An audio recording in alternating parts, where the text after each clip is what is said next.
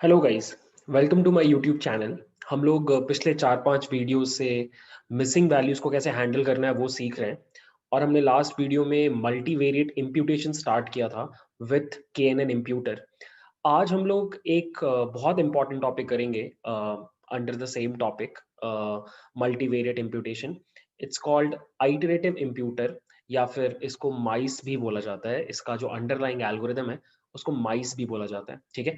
सो बहुत ही popular strategy है ये मिसिंग वैल्यूज को फिल करने का, और उसको हम लोग बहुत डिटेल पे देखने वाले हैं। देयर इज अ रिक्वेस्ट, थोड़ा सा वीडियो डिफिकल्ट लग सकता है आपको because there are multiple steps involve. तो मैंने काफ़ी मेहनत किया है सो दैट मैं आपको अच्छे से समझा पाऊँ। आई एम जस्ट होपिंग कि आपको समझ में आ जाए। So I will share my screen and let's start the video. So guys, हम जो करने वाले हैं ये एल्गोरिदम, इसको हम माइस बोलते हैं, और इसका फुल फॉर्म होता है multivariate imputation by chained equation. बहुत ही फेमस अप्रोच है मिसिंग वैल्यूज को फिल करने का।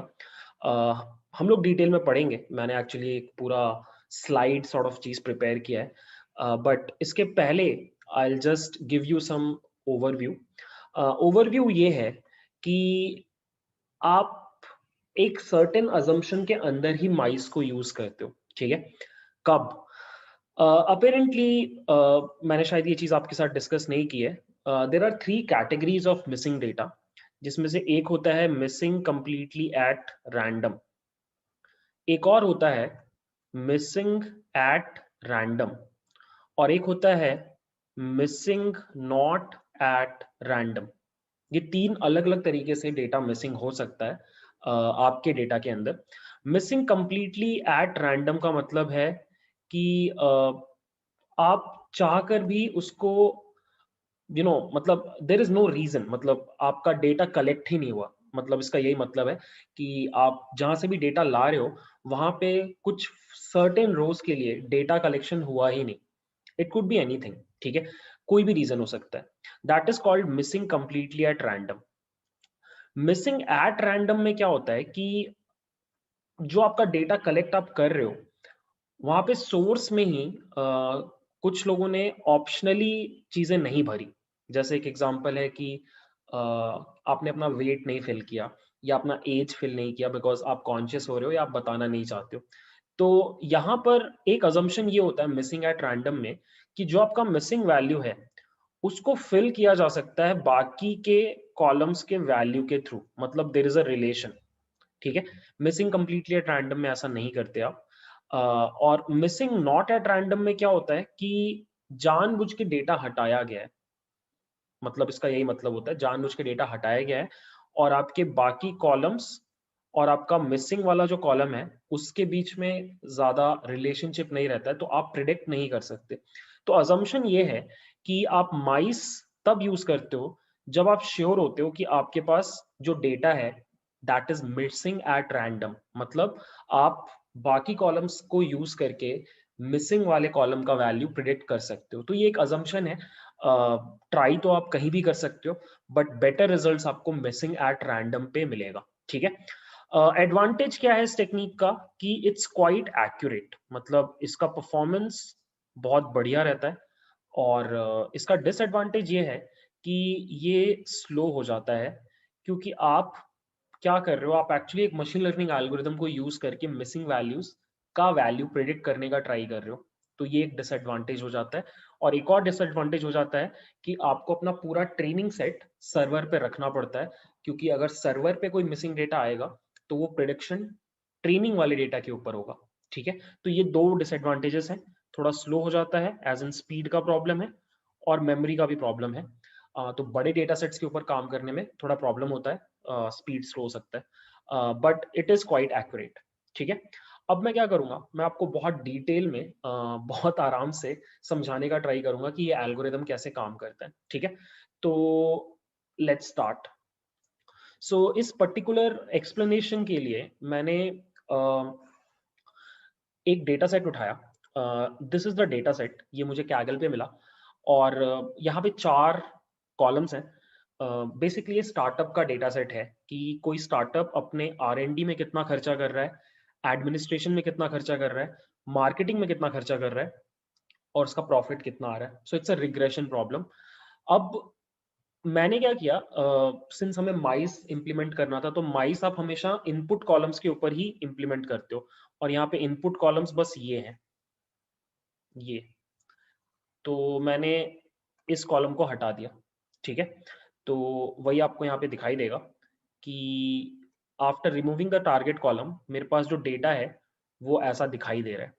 अब मैंने सिर्फ 5 ही रोज लिए हैं, इसमें और ज्यादा रोज थे, आई गेस 50 रोज थे, बट मैंने रैंडमली 5 रोज लिए just to show you the concept, क्योंकि मैं स्टेप बाय स्टेप कर रहा था, तो ज्यादा रोज होते तो मैं करके नहीं दिखा पाता।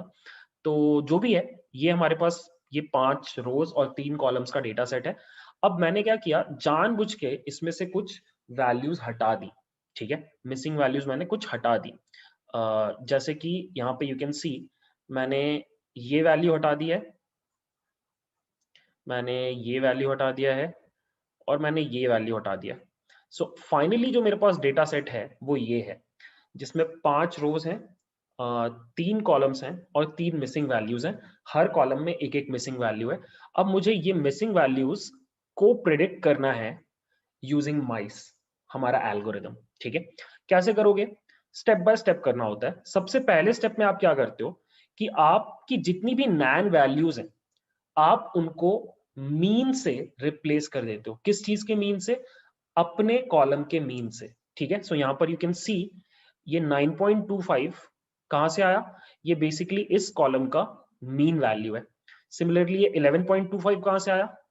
ये इस कॉलम का मीन वैल्यू है, और ये 29.25 इस कॉलम का मीन वैल्यू है।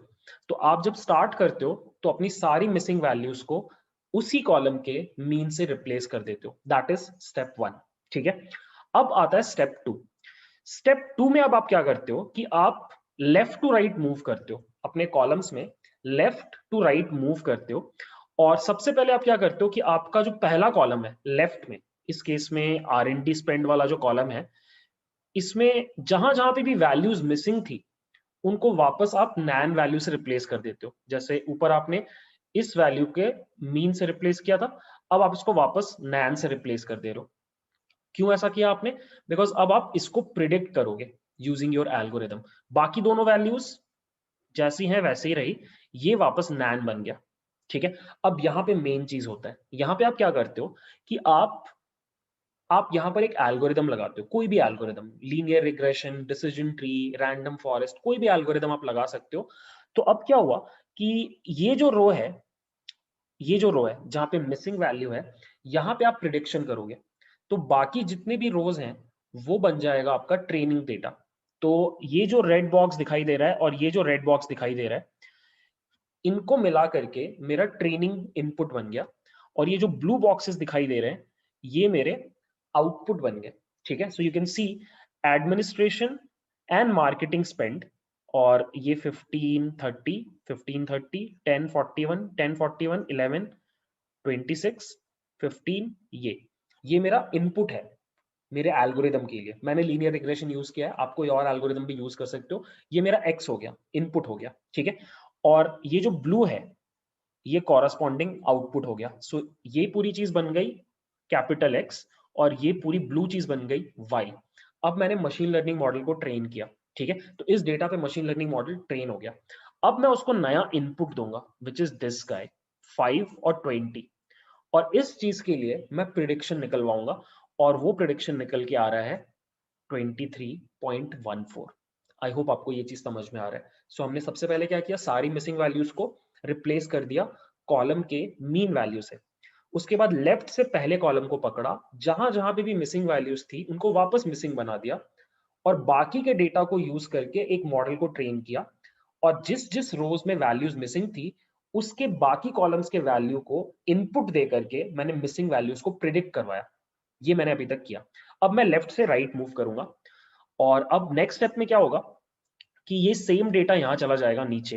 आई विल शो यू, ये सेम डेटा नीचे चला जाएगा। एज यू कैन सी ये सेम डेटा नीचे चला गया, और अब मैं इस सेकेंड कॉलम में इस वैल्यू को वापस मिसिंग बना रहा हूं, क्योंकि ये मिसिंग वैल्यू था शुरू में, ठीक है। तो अब फिर से आप समझ सकते हो कि अब आपका जो इनपुट है वो ये है जो रेड बॉक्सेस हैं, ये जो रेड बॉक्सेस हैं ये आपके इनपुट हो गए, और ये जो ब्लू बॉक्सेस हैं ये आपके आउटपुट हो गए। तो ये पूरा चीज बन गया x और ये बन गया y। फिर से मैंने सेम लीनियर रिग्रेशन एल्गोरिदम को ट्रेन करवाया, ठीक है, और मेरा मॉडल ट्रेन हो गया। अब मैंने क्या किया, ये इनपुट दिया, ये दोनों इनपुट थे, और ये दोनों इनपुट देने से अब जो प्रिडिक्शन आया वो ये आया 11.06। तो अब मैंने सेकेंड रोज की सारी वैल्यूज को प्रिडिक्ट कर लिया। फिर से मैं लेफ्ट से राइट जाऊंगा, और अब मैं जाऊंगा अपने थर्ड कॉलम के ऊपर, और मेरे थर्ड कॉलम में सब कुछ मैंने फिल कर दिया। यू कैन सी अभी यहाँ पे दिस इज 2.34 जो प्रिडिक्शन से निकला था, 11.06 जो अगेन प्रिडिक्शन से निकला था। अब मैंने इस वैल्यू को मिसिंग कर दिया, मतलब गायब कर दिया, क्योंकि अगर आप डेटा सेट आपको याद होगा तो आपको याद होना चाहिए कि शुरू में यही तीन वैल्यूज मिसिंग थी, ये वाला, ये वाला और ये वाला, राइट। तो अब लास्ट कॉलम की बारी है। तो अब यहाँ पे यू कैन क्लियरली सी कि अब ये जो रेड बॉक्स है ये मेरा इनपुट है, as in this is x, this is x and this is y। और ये मैंने लीनियर रिग्रेशन वाले मॉडल को दिया, ट्रेन किया, और ये मेरा x टेस्ट हो गया, जिसको देने से ये प्रिडिक्शन हुआ 31.56, और मैंने यहाँ पे डाल दिया। अब ये मेरा स्टेज 1 कंप्लीट हो गया, पहला स्टेज कंप्लीट हो गया। एक्चुअली जीरो स्टेज क्या था, मीन वैल्यूज से सारी वैल्यूज को रिप्लेस कर देना। स्टेज 1 में हमने क्या किया, एक एल्गोरिदम के थ्रू सारी वैल्यूज को प्रिडिक्ट किया, और this is end of stage 1, this is stage 1। So after stage 1 अब मेरे पास कोई भी मिसिंग वैल्यू नहीं है मेरे डेटा सेट में, बट यहाँ पे काम कंप्लीट नहीं होता है। आप ये सेम काम रिपीट करते जाते हो बार बार बार बार। कैसे, लेट मी शो यू। सो अगर आप ध्यान दो तो आपको समझ में आएगा कि आफ्टर आइटरेशन 0, जो पहला आइटरेशन था, उसके बाद मेरा डेटा सेट ऐसा दिखाई दे रहा था। ऐसा क्यों दिखाई दे रहा था, बिकॉज ये सब मीन वैल्यूज हैं, ये सब मीन वैल्यूज हैं, और ये है आइटरेशन 1 के बाद। तो ये जो प्रिडिक्शंस हुए हैं, ये प्रिडिक्शंस हुए हैं आपके लीनियर रिग्रेशन मॉडल के थ्रू, राइट। तो अब आपको क्या करना होता है, आपको अपने आइटरेशन 1 में से आइटरेशन 2 को सब्ट्रैक्ट करना होता है, माइनस करना होता है हर वैल्यू को। सो ये वाला वैल्यू इससे सब्ट्रैक्ट होगा, ये वाला वैल्यू इससे सब्ट्रैक्ट होगा। सो ऑब्वियसली आपको एक इस तरह का डेटा फ्रेम मिलेगा, जहां पे जितनी भी वैल्यूज पहले से अवेलेबल थी वो सब जीरो हो जाएंगी, और जो आपकी मिसिंग वैल्यूज थी जिनको आपने प्रिडिक्ट किया, वहां पे कुछ कुछ नंबर आ जाएंगे। तो यू कैन सी यहाँ पे 13.89 आ रहा है, यहाँ पे -19 आ रहा है, और यहाँ पे 2.31 आ रहा है। तो ये डिफरेंस बताया जा रहा है हमारे दो अप्रोचेस का, एक मीन वाले अप्रोच का और एक लीनियर रिग्रेशन से प्रिडिक्शन करने वाले अप्रोच का। अब ध्यान से सुनो, आप ये काम तब तक करते रहते हो रेपिटेशन में, जब तक ये जो डिफरेंस है, ये जो वैल्यूज हैं, ये सब जीरो ना हो जाए या ऑलमोस्ट जीरो ना हो जाए। जैसे यहाँ पर आपको दिख रहा है कि अभी ये 13 है तो काफी डिफरेंस है, यहाँ पे 2.31 है तो काफी डिफरेंस है। तो आपको तब तक लूप के अंदर ये काम करते रहना है जब तक कि आपका ये डिफरेंसेस जीरो ना हो जाए, या फिर आप एक फिक्स नंबर ऑफ आइटरेशन तक भी चला सकते हो, 10, 15, 20, 100। लेकिन जितने ज्यादा आप आइटरेशन चलाओगे उतना ज्यादा आपका मिसिंग वैल्यूज बेटर प्रिडिक्ट होता है, ठीक है। सो अब आपको फिर से क्या करना है, अब आपको ये जो सेकेंड आपका आइटरेशन से, ये जो फर्स्ट आइटरेशन से आपका जो डेटा सेट निकला था, अब आप इसको बेस मानोगे, अब आप इसको बेस मानोगे, और फिर से आप सबसे पहले क्या करोगे, आप इसकी ये वाली वैल्यू को, ये वाली वैल्यू को आप पहले हटा दोगे, इसको नैन बना दोगे, ठीक है। फिर प्रिडिक्शन करोगे बाकी सबको यूज करके, ठीक है। फिर सिमिलरली लेफ्ट टू राइट जाओगे, फिर इसको हटा दोगे, फिर इसके लिए प्रिडिक्शन करोगे, फिर इसको हटा दोगे, इसके लिए प्रिडिक्शन करोगे। अब आपके दिमाग में क्वेश्चन आ सकता है कि बार बार ये काम क्यों कर रहे हैं, एक बार में क्यों नहीं कर रहे। उसका रीजन ये है गाइस कि हम जब पहली बार प्रिडिक्शन कर रहे हैं तो हम मीन वाली वैल्यूज के साथ प्रिडिक्शन कर रहे हैं, और वो वैल्यूज गलत हो सकती हैं। तो द होल आइडिया इज कि आप हर अगली बार प्रिडिक्शन करके एक्चुअल वैल्यू के क्लोज पहुंचना चाह रहे हो, और इवेंचुअली आपको कैसे पता चल रहा है कि आप क्लोज पहुंच गए, आपका डिफरेंस जीरो हो जा रहा है। इट मींस आपका मशीन लर्निंग मॉडल अब आगे और कुछ इंप्रूवमेंट नहीं कर पा रहा। तो इट सेज कि बस मुझे लगता है यही सबसे सही वैल्यू है, and that is why you do this entire thing in steps, like iterations में आप करते हो, और इसीलिए इसका नाम भी आइटरेटिव इंप्यूटेशन है। सो यू कैन सी कि अब जब मैंने सेकेंड टाइम ये सेम चीज किया, सेकेंड टाइम जब मैंने सेम चीज किया, यहाँ पर देखो, अब ये रहा पहली बार जब मैंने लीनियर रिग्रेशन लगाया था तो ये रिजल्ट था, ये रिजल्ट्स थे। फिर मैंने एक-एक करके पहले इस कॉलम पे प्रेडिक्शन किया, फिर इस कॉलम पे किया, फिर इस कॉलम पे किया। तो ये देखो मेरे रिजल्ट ऐसे आ रहा है 23.78, 11.22 और ये तो एग्जैक्टली सेम आ गया 31.56। इसका मतलब जब मैंने अब इन दोनों को सब्ट्रैक्ट किया तो ये वैल्यू 0 हो गई, ये वैल्यू 0.64 हो गई। देखो ये वैल्यू भी बहुत घट गई, ये डिफरेंस भी बहुत 0 की तरफ आ गया और ये वैल्यू भी 0 की तरफ गया है, -0.19 से पॉजिटिव 0.16 गया, बट 0 के आप क्लोज पहुंच रहे हो, ठीक है। और अब फिर से आप क्या करोगे, आपको पता चल गया ये चीज कि आप फिर से इस सेकंड वाले डेटा सेट को अब अपना बेस बना लोगे और इसको यूज करोगे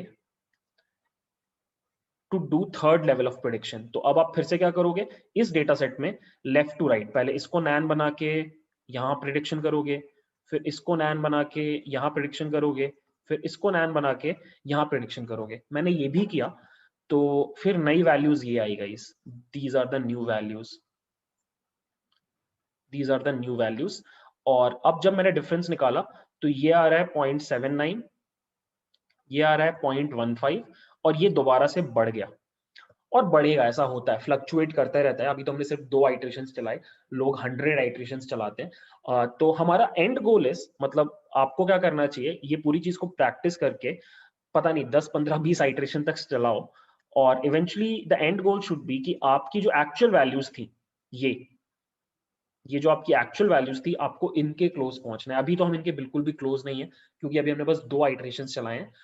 ये वाला वैल्यू फिर भी थोड़ा क्लोज है 16 वाला, ये 3 और ये 4 तो बिल्कुल ही अभी ऑफ आ रहा है, ये सही नहीं आ रहा है। बट 16 वाला वैल्यू आई गेस थोड़ा सा ठीक आ रहा है, यहाँ पे 11 आ रहा है 16 के बदले, तो ये फिर भी थोड़ा ठीक है। ये यहाँ पे 3 आना चाहिए था, यहाँ पे 4 आना चाहिए था, this value should have been 4, but ये 24 आ रहा है और ये 3 आना चाहिए था, ये 45 आ रहा है, तो अभी बहुत ऑफ आ रहा है ये, क्योंकि अभी बस मैंने 2 आइटरेशन चलाए।